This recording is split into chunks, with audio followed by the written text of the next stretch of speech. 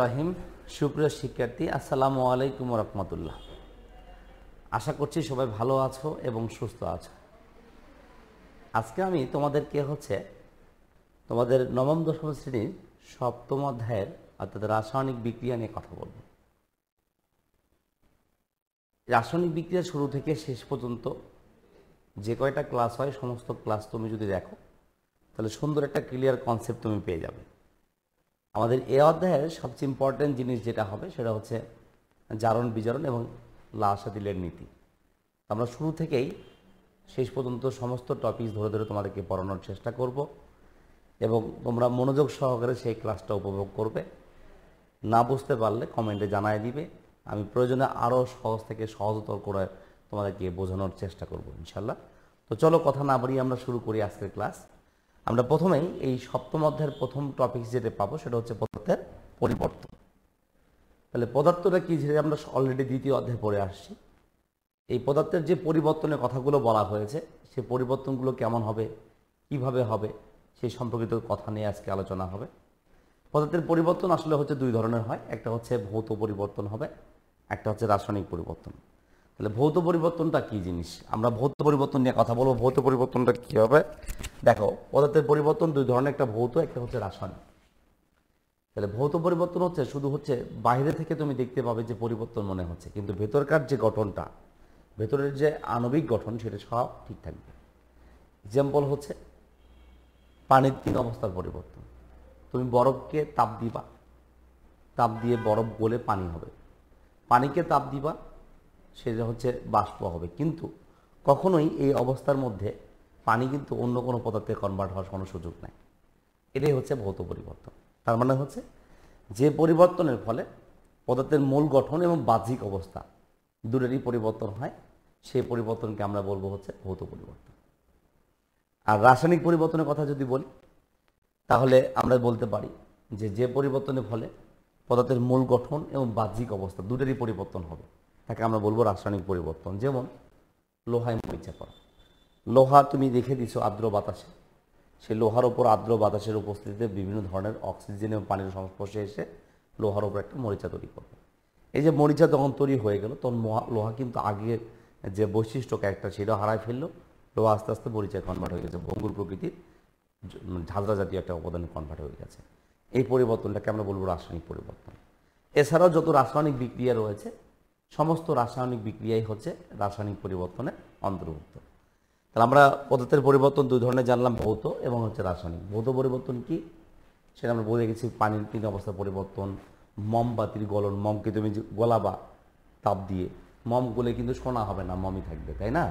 কিন্তু রাসায়নিক পরিবর্তন কি, ভেতর বাহির, যেমন মমকে দহন করাবো, মমের উপর আগুন জ্বালাই দিলাম, মম পুড়ে পুড়ে কার্বন ডাইঅক্সাইড, পানি, তাপ তৈরি করবে, আলো তৈরি করবে, তাই না? মম কিন্তু পুড়ে যাচ্ছে। এটা হচ্ছে রাসায়নিক পরিবর্তন। মম একটা হাইড্রোকার্বন, সেটা নাকি অক্সিজেনের উপস্থিতিতে দহন বিক্রিয়ার মাধ্যমে কার্বন ডাইঅক্সাইড, পানি, তাপ, আলো এই সমস্ত উপাদান তৈরি করছে। তাহলে আমরা আশা করি বুঝতে পারছি এটা হচ্ছে পদার্থের পরিবর্তন। তাহলে ভৌত পরিবর্তন একটা, কি বলছি আমরা, রাসায়নিক পরিবর্তন। আচ্ছা, ভৌত পরিবর্তন, রাসায়নিক পরিবর্তন, ওকে। আর মনে রাখবা ভৌত পরিবর্তন হচ্ছে অস্থায়ী পরিবর্তন আর রাসায়নিক পরিবর্তনটা হচ্ছে স্থায়ী। মানে ভৌত পরিবর্তন অস্থায়ী, বুঝতো, অস্থায়ী। আর রাসায়নিক পরিবর্তন স্থায়ীভাবে হবে। মানে মরিচা পড়ে গেছে, সেটা তুমি চাইলে আর কিন্তু পেছন দিকে ফিরতে পারবে না, ঠিক আছে? দেন এরপরের টপিকে আসি আমরা। এই যে বিক্রিয়া যে পড়বো, রাসায়নিক অধ্যায়টার নাম হচ্ছে রাসায়নিক বিক্রিয়া। তো রাসায়নিক বিক্রিয়ার শ্রেণী বিন্যাস নিয়ে কথা হবে এখন। বিক্রিয়ার দিক অনুসারে দুই ভাগে ভাগ করা হয়েছে, একটা একমুখী বিক্রিয়া, একটা হচ্ছে উভমুখী বিক্রিয়া। একমুখী বিক্রিয়াটা কি হবে, তাহলে বসা হচ্ছে যে সকল বিক্রিয়া শুধুমাত্র সম্মুখ দিকে হয়, শুধু একদিকে সংগঠিত হয়, তাকে আমরা একমুখী বিক্রিয়া বলব। কেমনে, যেমন ধরো হচ্ছে পটাশিয়াম ক্লোরাইড। তাহলে পটাশিয়াম ক্লোরাইডকে তাপ দেওয়া হলো, তাপ দিলে ভেঙে উৎপন্ন করবে পটাশিয়াম ক্লোরাইড, যোগ হচ্ছে অক্সিজেন। তাহলে ব্যালেন্স করার জন্য এর সামনে 2 দিতে পারো, এর সামনে 2 দিতে পারো, এর সামনে 3 দিতে পারো। এই যে পটাশিয়াম ক্লোরাইডকে আমরা তাপ দিলাম, তাপ দিলে পটাশিয়াম ক্লোরাইডে ভেঙে পটাশিয়াম ক্লোরাইড এবং অক্সিজেন তৈরি করেছে। তো এই বিক্রিয়াটা হচ্ছে একমুখী বিক্রিয়া, কারণ শুধুমাত্র সম্মুখ দিকে সংগঠিত হয়েছে। তো যে সকল বিক্রিয়া শুধু সম্মুখ দিকে হয়, একদিকে হয়, তাকে একমুখী বিক্রিয়া বলা হবে। এবং এটাকে বোঝার সহজ উপায় হচ্ছে একদিকে তীর চিহ্নের মাধ্যমে প্রকাশ করা হবে। একদিকে তীর চিহ্নের মাধ্যমে প্রকাশ করা হয়। তাহলে এটা একটা একমুখী বিক্রিয়া। দেন কার্বনের সাথে অক্সিজেন বিক্রিয়া করেছো, কার্বন দহন হয়ে গেছে, পুড়ে গেছে, কার্বন ডাইঅক্সাইড তৈরি করেছে, এগুলো হচ্ছে একমুখী বিক্রিয়া। এরকম অনেক বিক্রিয়া রয়েছে। উভমুখী বিক্রিয়া কি? রিভার্সেবল রিয়াকশন, মানে হচ্ছে উভয় দিকে সংঘটিত হয়। যে সকল বিক্রিয়া একই সঙ্গে সম্মুখ দিকে এবং পশ্চাৎ দিকে অর্থাৎ উভয় দিকে সংঘটিত হয়, সেই সমস্ত বিক্রিয়াকে আমরা বলি হচ্ছে উভমুখী বিক্রিয়া। তাহলে সম্মুখ দিকে সংঘটিত হচ্ছে এবং পশ্চাৎ দিকে সংঘটিত হচ্ছে, এই বিক্রিয়াগুলোকে আমরা হচ্ছে উভমুখী বিক্রিয়া বলে চিনব। আর উভমুখী বিক্রিয়াকে আমরা উভয় দিকে তীর চিহ্নের মাধ্যমে প্রকাশ করতে পারি। যেমনটা দেখো, আমরা যদি উদাহরণ দিই, হাইড্রোজেন যোগ হচ্ছে আয়োডিন বিক্রিয়া করেছে, বিক্রিয়া করে তৈরি করছে 2 হাইড্রোজেন আয়োডাইড। হাইড্রোজেন এবং আয়োডিন বিক্রিয়া করে হাইড্রোজেন আয়োডাইড তৈরি করেছে।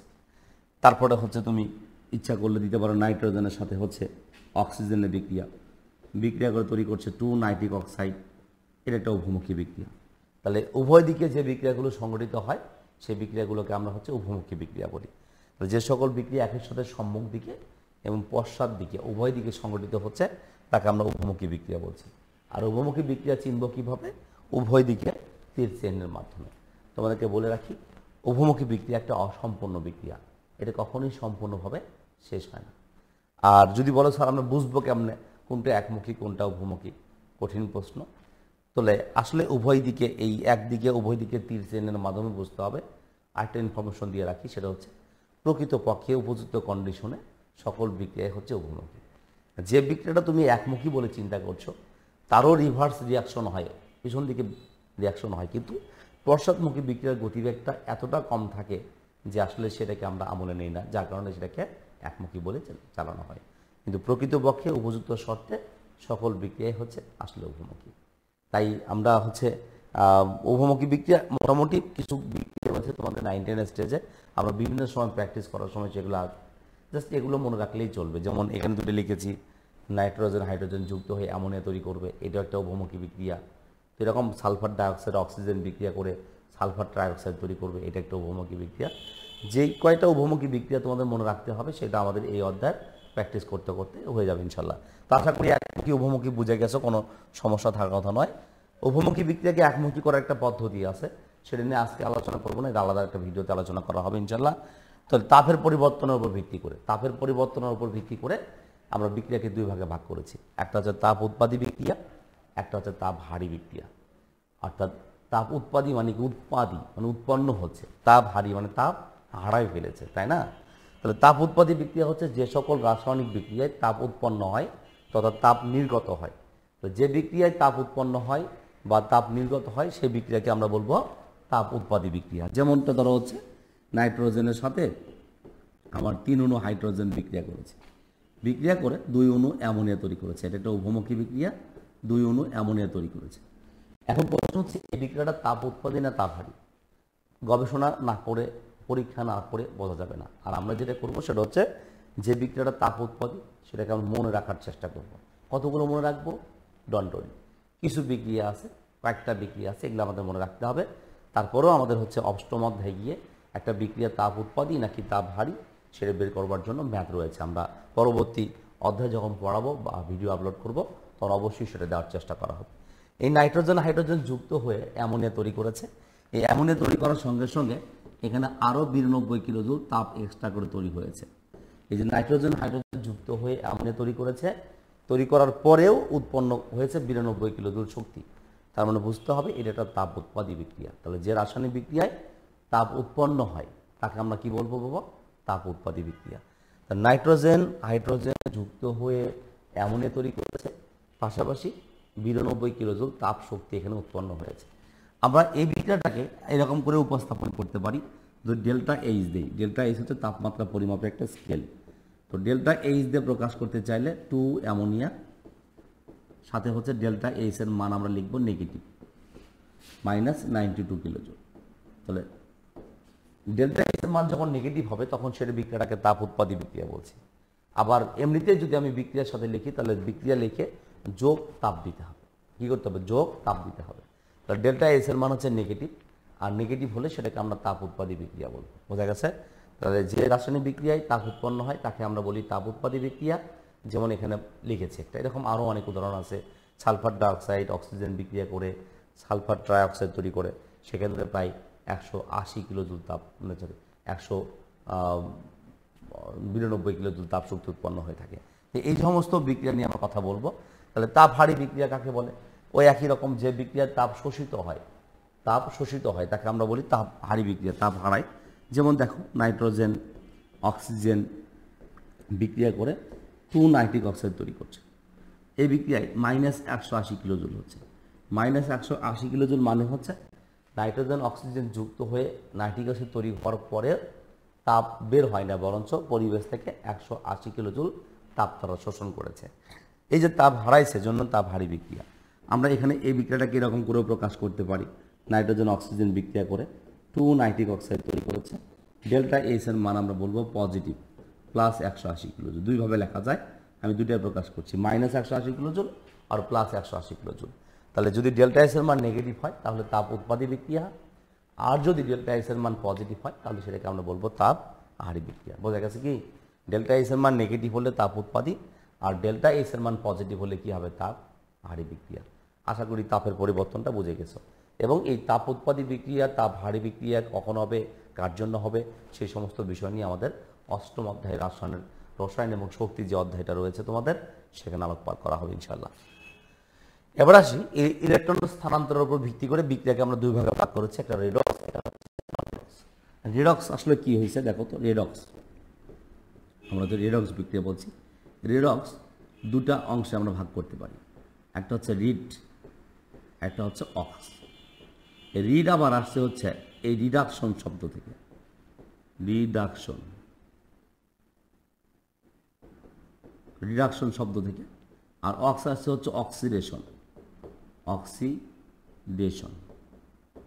এই অক্সিডেশন, রিডাকশন মানে হচ্ছে বিজারণ, আর অক্সিডেশন মানে হচ্ছে জারণ।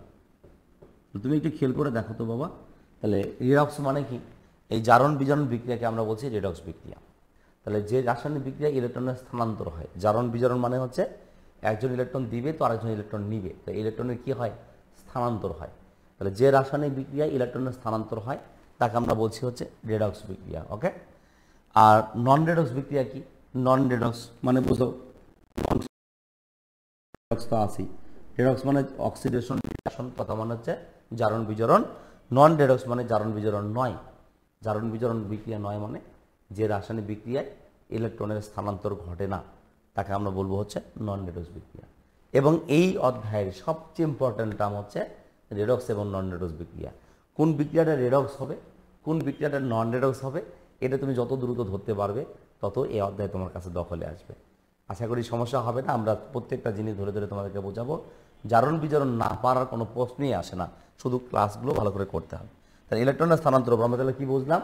দিক অনুসারে দুই ভাগে, একমুখী উভমুখী। তাপের উপর ভিত্তি করে দুই প্রকার, একটা তাপ উৎপাদী, একটা হচ্ছে তাপ হারি।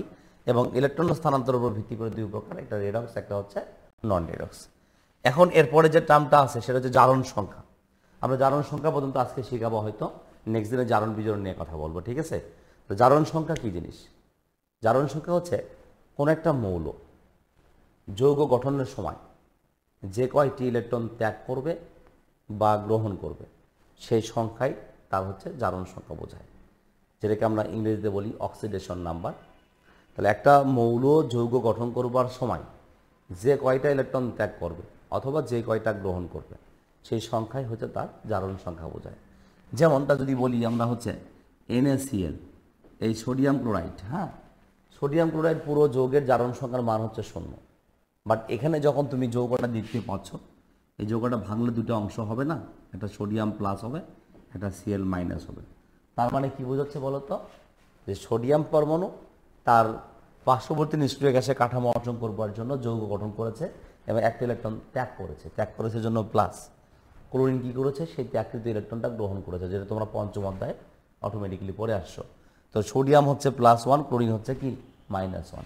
এখানে সোডিয়াম যেহেতু +1, তাই আমরা বলবো এই সোডিয়াম পরমাণুর জারণ সংখ্যা যদি বলি, এর জারণ সংখ্যা হচ্ছে +1। আর ক্লোরিনের জারণ সংখ্যা যদি বলি, তাহলে ক্লোরিনের জারণ সংখ্যা হচ্ছে -1। জারণ সংখ্যা হচ্ছে -1। তাহলে সোডিয়ামের জারণ সংখ্যা +1, কারণ সোডিয়াম যৌগ গঠন করার সময় একটা ইলেকট্রন ত্যাগ করেছে। ক্লোরিন একটা ইলেকট্রন কি করেছে? গ্রহণ করেছে। ত্যাগ করলে প্লাস হয়, গ্রহণ করলে কি হয়? মাইনাস হয়। তাহলে সোডিয়ামের এই জন্য +1 জারণ সংখ্যার মান, আর ক্লোরিনের জারণ সংখ্যার মান হচ্ছে -1। তো এরকম করে যৌগ গঠন করবার সময় যারাই কোনো যে মৌলগুলোই থাকবে, কয়টা ত্যাগ করেছে কয়টা গ্রহণ করেছে সেটা তার জারণ সংখ্যা হবে। এখন প্রশ্ন হতে পারে আমি বুঝবো কীভাবে, তাই না? এই জন্য জারণ সংখ্যা নির্ণয় একটা টপিক আমাদের আছে। জাস্ট আমরা অক্সিডেশন নাম্বারটা কি সেটা বোঝানোর চেষ্টা করেছি। এই জারণ সংখ্যা নির্ণয় করতে চাইলে আমাদেরকে যে কাজ করতে হবে, কিছু মৌলের জারণ সংখ্যার মান স্পেসিফিকলি মনে রাখতে হবে। যেমন 1 নাম্বার গ্রুপ, কি বললাম? 1 নাম্বার গ্রুপের মৌলের প্রত্যেকের জারণ সংখ্যার মান হচ্ছে +1, কোনোভাবে চেঞ্জ হবে না। 2 নাম্বার গ্রুপের মৌলের জারণ সংখ্যার মান কি? +2। তাহলে আমি আবার রিপিট করছি, 1 নাম্বার গ্রুপের মৌলের জারণ সংখ্যার মান +1, 2 নাম্বার গ্রুপের মৌলের জারণ সংখ্যার মান হচ্ছে +2, আর হচ্ছে আমার 13 নাম্বার গ্রুপের মৌলের জারণ সংখ্যার মান হচ্ছে +3।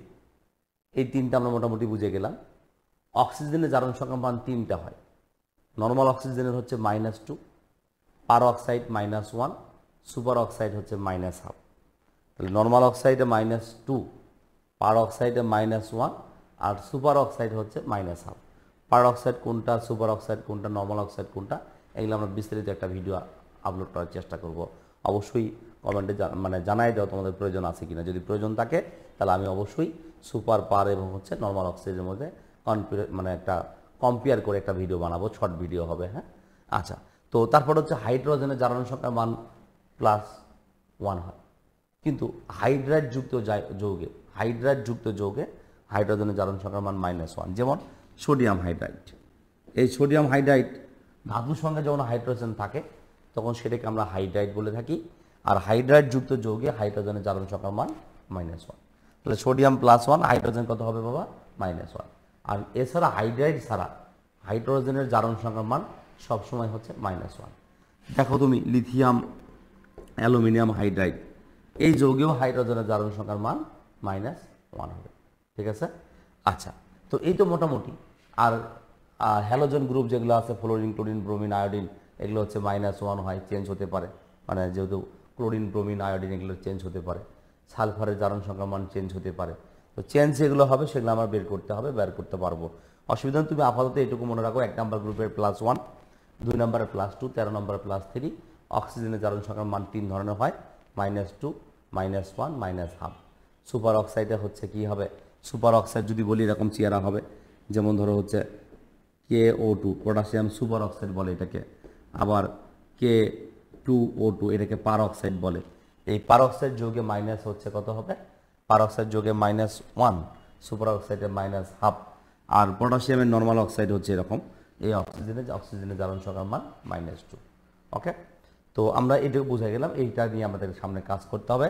তাহলে জারণ সংখ্যা যদি বুঝি, তাহলে নেক্সট আসি জারণ সংখ্যা নির্ণয় কেমন করে করব। তো জারণ সংখ্যা নির্ণয় করার সময় আমাদের আগে বলে নিয়েছি যে স্পেসিফিক কিছু মৌলের জারণ সংখ্যার মান তোমাকে জানতে হবে যদি সঠিকভাবে তুমি জারণ সংখ্যা নির্ণয় করতে চাও। যেমন এখানে দেখো ফসফরিক অ্যাসিড, কি বলছি আমরা? ফসফরিক অ্যাসিডের ক্ষেত্রে মার্কিং করে দিয়েছি ফসফরাসে। তো মনে রাখবা যেটা জারণ সংখ্যা বের করতে বলবে সেটাকে আমরা X ধরবো। তার মানে ফসফরাসকে কি ধরবো? X ধরবো। ধরি ফসফরাস সমান হচ্ছে X। ওকে, হাইড্রোজেনের জারণ সংখ্যার মান সবসময় হচ্ছে +1। হাইড্রাইডযুক্ত যৌগ হলে এমনি নর্মালি তুমি বুঝতে পারবে। তাহলে হাইড্রোজেন হচ্ছে 1 গুণন হচ্ছে 3, আর ফসফরাস হচ্ছে X। স্যার অক্সিজেন হচ্ছে -2, হ্যাঁ, গুণন হচ্ছে 4 = হচ্ছে 0। এখন 0 কেন বলো তো? কারণ হচ্ছে এই পুরো যৌগটা নিরপেক্ষ অবস্থায় আছে। নিরপেক্ষ অবস্থায় সকল যৌগের জারণ সংখ্যার মান 0, এবং নিরপেক্ষ অবস্থায় সকল মৌলেরও জারণ সংখ্যার মান 0। যদি সোডিয়াম যৌগ গঠন করে তবে +1 হবে। নর্মালি সোডিয়াম যদি মুক্ত অবস্থা থাকে, মুক্ত সোডিয়ামের জারণ সংখ্যার মান 0 হবে। ঠিক আছে? ঠিক এরকম করে এখান থেকে তুমি হিসাব করে দেখো। এখান থেকে হচ্ছে 3 প্লাস হচ্ছে X -8 = 0। অতএব X = কি হচ্ছে বাবা? +5। তাহলে এই যে প্লাস আর মাইনাস উল্লেখ করতে হয়। হ্যাঁ, তাহলে X = হচ্ছে +5। ম্যাঙ্গানিজ ডাইঅক্সাইডের ক্ষেত্রে Xটা, এটা হচ্ছে X না? তাহলে ম্যাঙ্গানিজ ডাইঅক্সাইড যদি X ধরো, অক্সিজেন কত হবে? -2 গুণন হচ্ছে 2 = হচ্ছে 0। আর যদি বলো স্যার এখানে সুপার না পার অক্সাইড কেমনে বুঝবো, টেনশন নাই, তোমাদের স্টেজ থেকে যেটা হবে 1 নাম্বার গ্রুপের মৌলগুলোর সাথেই সুপার বা পার অক্সাইড 2 এরকম থাকবে 1 নাম্বার গ্রুপের মৌলের সাথে, সেটা হচ্ছে পার অক্সাইড। আর যদি এরকম থাকে যেমন ধরো হচ্ছে Rb2O রুবিডিয়াম অক্সাইড, এই Rb2O2 এটা হচ্ছে রুবিডিয়াম পার অক্সাইড, RbO2 এটা হচ্ছে সুপার অক্সাইড। চেহারাটা মনে করো দেখে রাখো, এবং 1 নম্বর গ্রুপের মৌলের সাথেই বেশিরভাগ সময় তোমাদের ক্ষেত্রে সুপার বা পার অক্সাইড দেখতে পাবে, কারণ 19 স্টেজে এরকম ধরনের যৌগ ছাড়া অন্য যৌগ দেয় না। যদিও লেডের সুপার পার অক্সাইড হতে পারে, বাট আমরা সেদিকে যাই না, 1 নম্বর গ্রুপের মৌলের সাথে শুধু কল্পনা করবেন তাহলেই হয়ে যাবে। তো এগুলো নর্মাল অক্সাইড, এখানে X সমান কি হচ্ছে, X সমান হচ্ছে +4, ঠিক আছে। আর পটাশিয়াম ডাইক্রোমেট যৌগ যদি হয় তাহলে ক্রোমিয়ামটাকে X ধরবো আমরা, তাই না। এখানে দেখো পটাশিয়াম হচ্ছে 1 হবে। যদি বলো স্যার পটাশিয়াম +1 কেন, কেমনে বুঝবো? স্যার পটাশিয়াম হচ্ছে 1 নম্বর গ্রুপের মৌল, আর 1 নম্বর গ্রুপের মৌলের প্রত্যেকের জারণ সংখ্যার মান হচ্ছে +1, কোনোভাবেই চেঞ্জ হবে না। ওকে, কোনোভাবেই চেঞ্জ হবে না। তাহলে 1 গুণন হচ্ছে ক্রোমিয়াম, তাহলে X গুণন হচ্ছে 2, আর অক্সিজেন কি হবে -2। এটা কিন্তু সুপার অক্সাইড না, পার অক্সাইড না। -2 গুণন 7 সমান হচ্ছে 0। তো ক্যালকুলেশন করলে কি হয়, এখানে 2 প্লাস হচ্ছে 2x -14 সমান হচ্ছে 0। তাহলে এখান থেকে হচ্ছে 2x সমান হচ্ছে +12, অতএব x সমান হচ্ছে +6। এই যে দেখো পটাশিয়াম ডাইক্রোমেট যৌগে ক্রোমিয়ামের জারণ সংখ্যার মান আমি +6 পেয়েছি। x ধরেছি কোনটা, এই যে ক্রোমিয়ামটাকে x ধরেছি, +6 পেয়েছি। বুঝতে পেরেছো? এগুলো প্র্যাকটিসের বিষয়, যত বেশি প্র্যাকটিস করবে তত সুন্দর করে তুমি বিষয়টাকে উপস্থাপন করতে পারবে এবং অবশ্যই ভালো পারবে। আমরা কিছু HW দিব, সোডিয়াম থায়োসালফেটের ক্ষেত্রে এর নাম সোডিয়াম থায়োসালফেট, এর জন্য সালফারের বের করবা। এর নাম কপার সালফেটে কপার সালফার বের করবা, নাইট্রিক অ্যাসিডে নাইট্রোজেন বের করবা। আশা করি সমস্যা হওয়ার কথা না। তাহলে এই যে 3টা দিলাম, হ্যাঁ, sodium thiosulphate, copper sulphate, nitric acid, এই 3টার জারণ সংখ্যা বের করে কমেন্টে লিখে দিও কোনটার কত হয়েছে, তাহলে বুঝতে পারবো তোমরা ভিডিওটা দেখেছো এবং বুঝতে পেরেছো ক্লাসটা, জন্যই তুমি হোমওয়ার্কটা করেছো। তো যাই হোক, আমাদের এই চেষ্টা অব্যাহত থাকবে। আগামী দিন আমরা জারণ বিজারণ নিয়ে কথা বলবো। সে পর্যন্ত সবাই ভালো থাকবে, সুস্থ থাকবে এবং অবশ্যই পরবর্তী ভিডিও দেখার আমন্ত্রণ জানিয়ে এখানে শেষ করছি। আল্লাহ হাফেজ।